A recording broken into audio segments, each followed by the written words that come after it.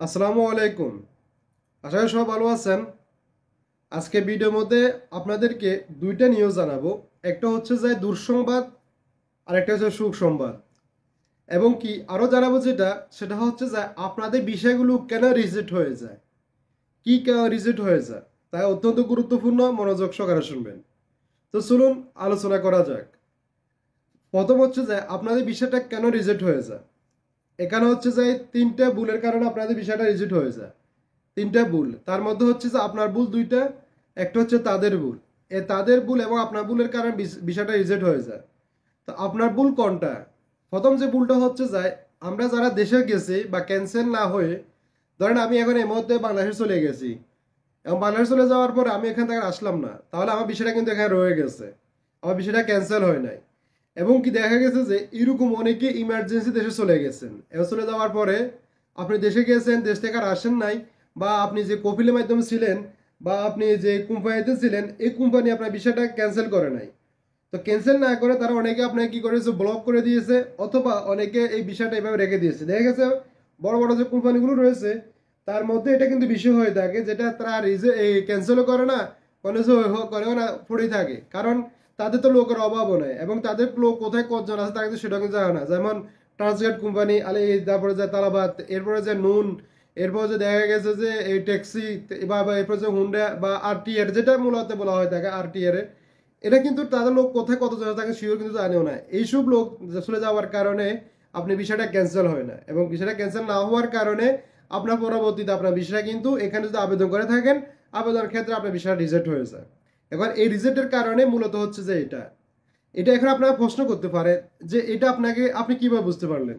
আমরা অনেকে তো দেখেন, অনেকে এসেছেন যাদের বিষয়গুলো ক্যান্সেল হয়েছে, তাদের বিষয়গুলো কিন্তু আপনারা আসতে পারেছেন। যাদের বিষয়গুলো ক্যান্সেল করে নাই, রয়ে গেছে এভাবে, তারা কিন্তু আসতে পারতেছেন না। তাদের বিষয়ের জন্য আবেদন করলে তাদের বিষয়টা রিজেক্ট হয়ে আসে। তাই আপনার সর্বপ্রথম বিষয়ের জন্য আবেদন করার আগে, যদি এখান থেকে আপনার দেশে গিয়ে থাকেন, যদি আবার আসতে চাচ্ছেন, প্রথম আপনি এটা চেক করবেন যে আপনার ইমিগ্রেশনে কোনো বিষয় বা ইনফরমেশন আছে কিনা।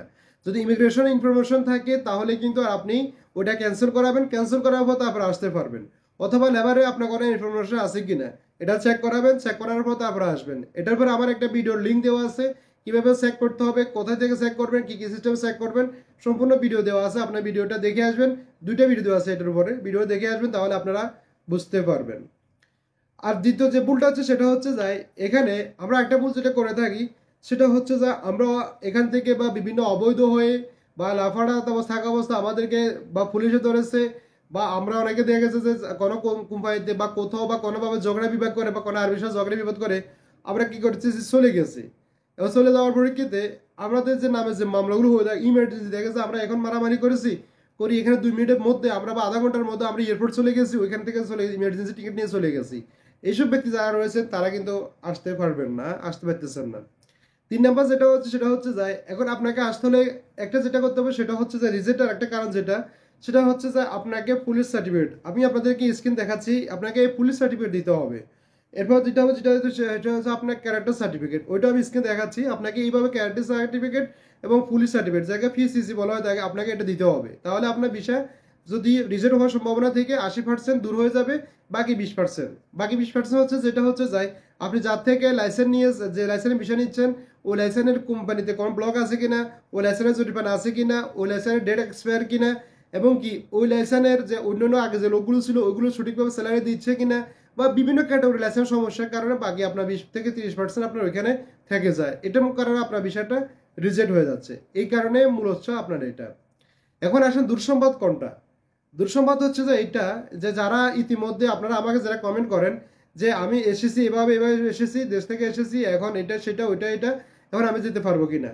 আবার একটা যেটা হচ্ছে যারা জিসিসি যে আওতাভুক্ত কান্ট্রিগুলোর মধ্যে যারা আছেন, তারা যদি আপনি 2025 সালের মানে জানুয়ারি 1 তারিখের পর থেকে যদি আপনি ওইখানে কোনো ক্রাইম বা কোনো কিছু করে থাকেন যেটা তাদের সমীকরণের বাইরে, এখন আপনি যেটা করেন সেটা তার সমীকরণের বাইরে, তাহলে কিন্তু আপনার মতো লোক যারা আছেন তারা কিন্তু আসতে পারবে না, আপনি ট্রাই করেও লাভ হবে না। আর যাদের দেশের মামলা রয়েছে, দেশে মামলা রয়েছে, বা দেশে কোনো অকারেজ করেছেন, বা দেশের কোনো সমস্যা রয়েছে, ওইসব ব্যক্তি যারা রয়েছেন তারা এখানে সংযুক্ত আরব আমিরাতে আসতে পারবেন না। এখন আরব আমিরাতে হচ্ছে যে একটা ইউরোপীয় সিস্টেম।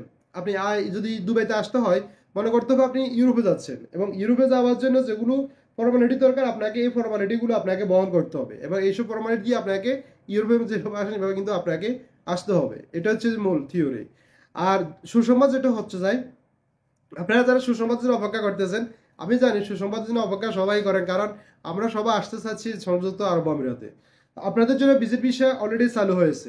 এখানে আরেকটা যেটা রয়েছে সেটা, এখন অনেকে কিন্তু ভিজিট ভিসার মাধ্যমে এখানে আসতে পারতেছেন। অনেক কোম্পানি এখন ইতিমধ্যে, আমি গতকালকে দুইটা কোম্পানি, একটা হচ্ছে যে এমদাদ কোম্পানি, একটা হচ্ছে এমদাদ আর একটা হচ্ছে ট্রান্সগার্ড, আমি এখানে তাদের সাথে দুইজন লোকের সাথে আমি কথা বলেছি।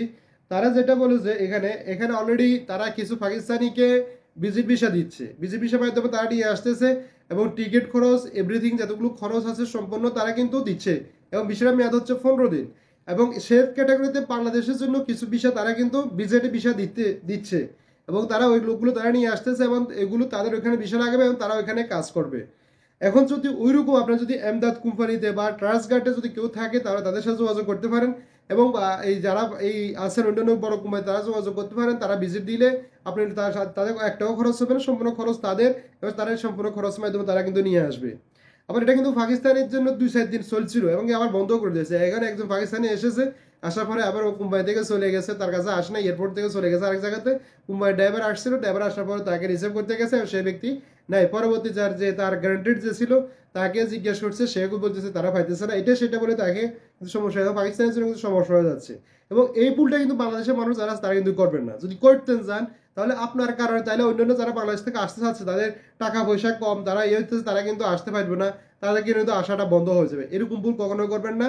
মুম্বাই থেকে যদি আপনাকে ভিজিট ভিসা দিয়ে থাকে তাহলে সরাসরি আপনার ভিজিট ভিসাতে এসে মুম্বাইতে কাজ করবেন, আপনাকে তারা ভিসা করে দিবে, সম্পূর্ণ সবকিছু করে দিবে, আপনার কোনো 1 টাকা খরচ আসবে না। তাই আপনারা যদি মুম্বাই থাকেন তাহলে যোগাযোগ করবেন, যোগাযোগ করলে তার মাধ্যমে ভিজিট দিয়ে আপনি কিন্তু সংযুক্ত আরব আমিরাতে আসতে পারবেন। এটা হচ্ছে বিশেষ সুখবর। আর একটা যেটা হচ্ছে যে আপনার এই যে জানুয়ারি মাসে ভিসা চালু হবে কিনা, দেখেন এখানে সবাই কিন্তু এই কথাটা আমাকে বারবার প্রশ্ন করেন। আমি এটা অনেকগুলো ভিডিও দিয়েছি, অনেকগুলো কথা বলেছি, অনেকগুলো প্রেক্ষাপট দেখিয়েছি, সবকিছু মিলিয়ে আশা করি ইনশাআল্লাহ জানুয়ারি মাসে ভিসা চালু হবে। আবার এখানে চালু হওয়ার কথা আরেকটা রয়েছে। এখন এখানে যারা চালু হবে বিষয়টা, তারা কিন্তু এখন অবৈধ লোক কতজন আছে কোন কোন কান্ট্রির, তারা কিন্তু সেটা কিন্তু হিসাব করে নিয়েছে, হিসাব করার পরে কিন্তু আউট পাসটা দিয়েছে। এখন দেখা গেছে যদি এক্সাম্পল যেটা আমি বলি সেটা হচ্ছে যে, এবং বাংলাদেশি এখানে আছে ধরেন আপনার প্রায় 10 লাখের উপরে বা 11 লাখ প্লাস আছে বাঙালি, তার মধ্যে আছে অবৈধ আছে প্রায় 3 থেকে 4 লাখের মতো অবৈধ লোক আছে এখানে। এবং তাদের মধ্যে থেকে কতজন লোক বাংলাদেশ চলে গেছে বা কতজন লোক ভিসা লাগিয়েছে এবং এটার উপরে ডিফেন্স করবো বাংলাদেশের বিষয়টা চালু হওয়ার। এখন এখানে যদি দেখা যাচ্ছে যদি 3 লাখ 3.5 লাখ লোক যদি এই অবৈধ থাকে, তার মধ্যে যদি 20-25 হাজার বা 2,000 3,000 5,000 যদি অবৈধ লোক থেকে যায় তাহলে বাংলাদেশের বিষয়টা কিন্তু ওপেন করে দিবে। আর যদি দেখা যাচ্ছে এর চেয়ে বেশি হয়ে রয়েছে বা 20,000 30,000 40,000 50,000 1 লাখ 1.5 লাখ রয়ে গেছে, তাহলে কিন্তু তারা বাংলাদেশ বিষয় কিন্তু দিবে না, কারণ আমরা তো সুযোগে বাঙালি, তারা বিষয়টা কিন্তু চালু করে দিবে না।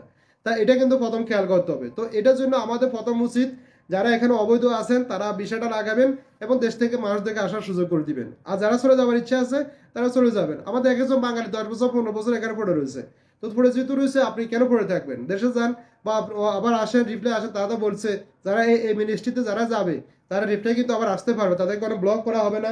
এটা নিয়ে আমি আপনাদেরকে যে একটা লিঙ্কও দিয়েছি, দেখেন ডিসক্রিপশন বক্সে একটা আমি আপনাদেরকে লিঙ্কও দিয়েছি, আপনার ডিসক্রিপশনে চলে যান, ওইখানে দেখবেন এখানে একটা লিঙ্কও দেওয়া আছে।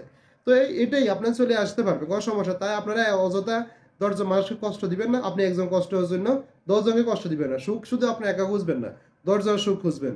ভালো থাকবেন, সুস্থ থাকবেন। আল্লাহ হাফেজ, আসসালামু আলাইকুম।